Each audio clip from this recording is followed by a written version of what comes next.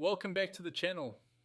Today I'd like to talk about something fundamental to understanding Bitcoin, how it stacks up against traditional currencies. If you've been around the financial world for a while, you've probably noticed that money as we know it, dollars, euros, pounds, has been the backbone of society for centuries. But Bitcoin, it's a different beast entirely. And in my view, it's the superior one. So let's break this down. Bitcoin versus traditional currencies, the key differences that matter. My goal here is to keep growing the Bitcoin education network one video at a time. So stick with me as we dig into this. First off, let's start with the obvious. Traditional currencies like the US dollar or the euro are controlled by central authorities. Think of the Federal Reserve or the European Central Bank. These institutions decide how much money gets printed, when interest rates change, and how the whole system operates. They're the puppet masters pulling the strings. Bitcoin, on the other hand, has no central authority. It's decentralized, run by a network of computers, nodes, spread across the globe. No one person, no one government, no one bank can just flip a switch and change the rules. The code is the law, and it's enforced by math, not men in suits. That's a big deal. With Bitcoin, you're not at the mercy of some bureaucrat's mood swings or a politician's latest spending spree. Now let's talk about supply.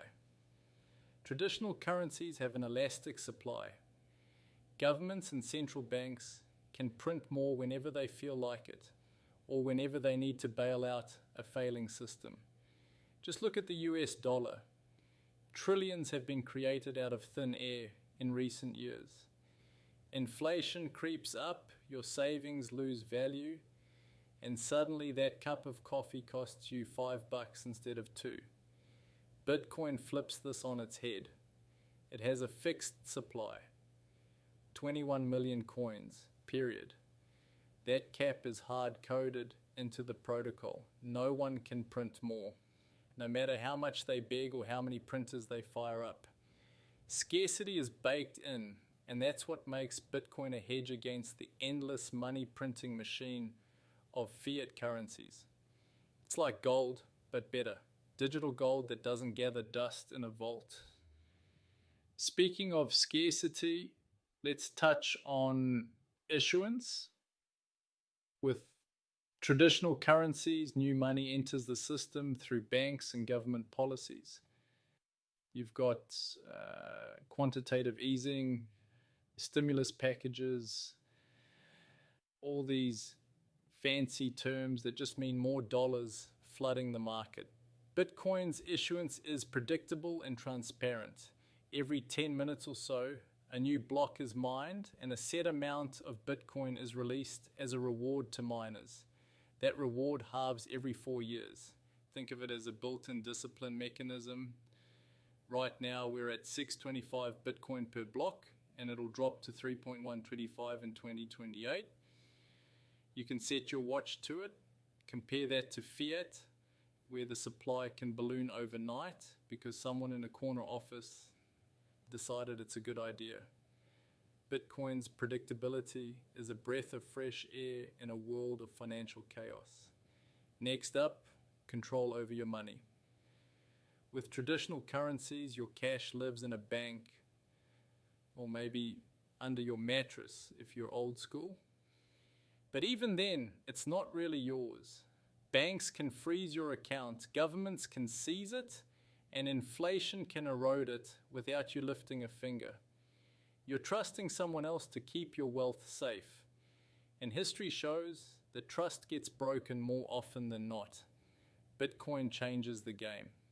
When you hold your own keys, those 12 or 24 words you've written down and stashed somewhere secure, you control your Bitcoin. No bank, no exchange, no middleman. It's yours, truly yours. I can't stress this enough. Don't leave your Bitcoin on an exchange. If you don't hold the keys, it's not your Bitcoin, it's theirs. Self-sovereignty is the name of the game here, and traditional currencies can't touch that. Halfway through already, time flies when we're talking Bitcoin.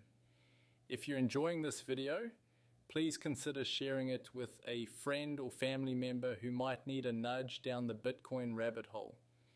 And if you want Fusion to subscribe, please do. I'd appreciate it. Now back to the differences. Let's talk transactions.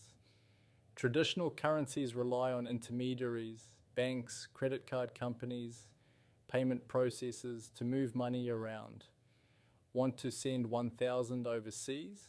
You're looking at fees, delays, maybe even a phone call to explain yourself. It's clunky, it's slow, and it's expensive. Bitcoin, it's peer-to-peer. You send it directly to someone else's wallet, no questions asked. The blockchain confirms it, miners secure it, and you're done. Sure, fees can spike when the network's busy, but that's just a sign of demand, people wanting in on the action. And compared to wiring money through a bank, it's still a steal. Plus, it works 24/7. No bank holidays, no, sorry, it's after 5 p.m. excuses. Bitcoin doesn't sleep, and neither should your money. Another big one, transparency versus opacity. Traditional currency systems are a black box. You don't know how much money's being printed until the numbers hit the news, or your wallet starts feeling lighter. Central banks don't exactly send you a memo saying, hey, we just devalued your savings. Bitcoin's blockchain is an open book. Every transaction, every block, every coin, it's all there for anyone to see. You can verify it yourself if you run a node, and you should. This isn't some blind faith system.